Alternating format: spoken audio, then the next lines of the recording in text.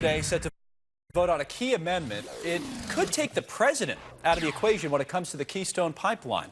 Republican Senator John Hoeven of North Dakota joins us right now, and he's the key man in this because he's the man behind the amendment. We've talked to him a number of times about Keystone, and Senator Hoeven, it's good to have you back on the show. Tell us, what are you talking about here? How would the president not be a decision maker in this anymore, and who would?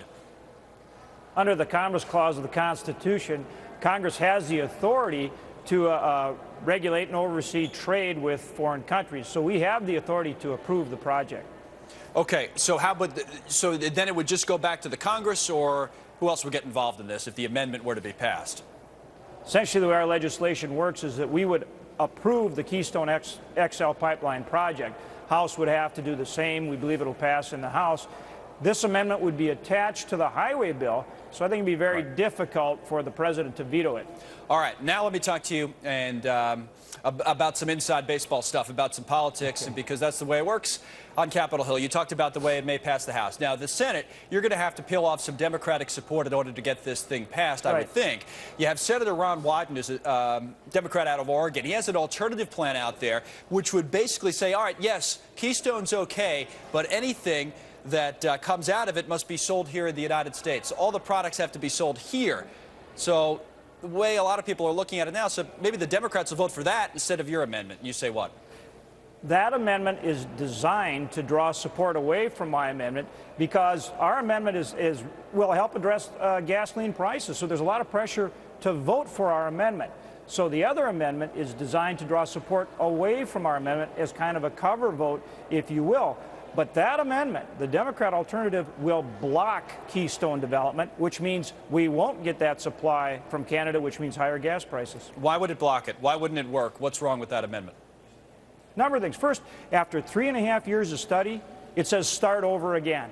So who knows how long that will take. Second, you cannot export one drop of refined product, even if we don't use some of those refined products in the United States, some of the coking materials. That'll push gas prices higher in our country.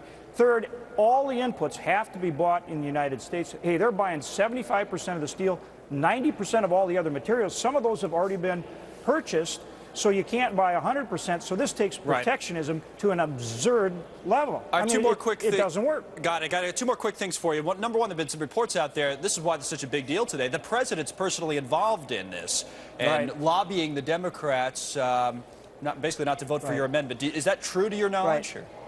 Yes, and Connell, think about that. Our president's lobbying against a project that will bring us 830,000 barrels of oil a day, oil we don't have to get from the Middle East, that will help us with supply and will help us with gasoline prices.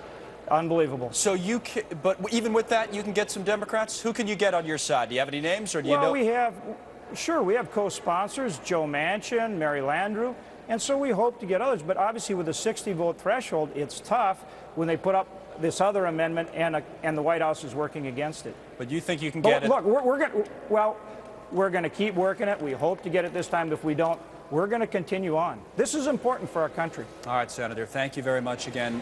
We'll follow this big vote today on Capitol Hill. Senator John Hoeven, thanks again for coming on. Thank you.